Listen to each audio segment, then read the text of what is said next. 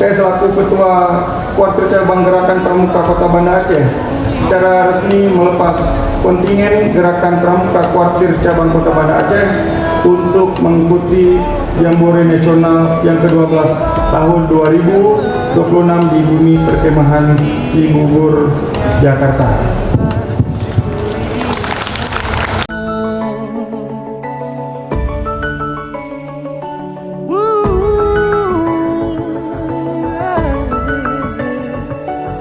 Ada satupun manusia.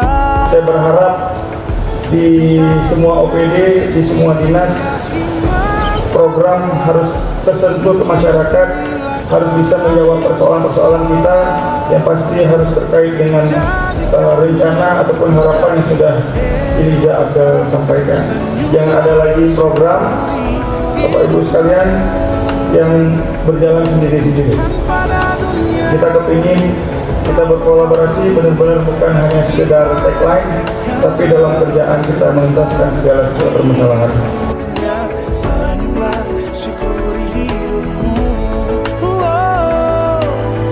Esok nanti kau sudah lebih baik, jangan lupakan masa-masa sulitmu, ceritakan kembali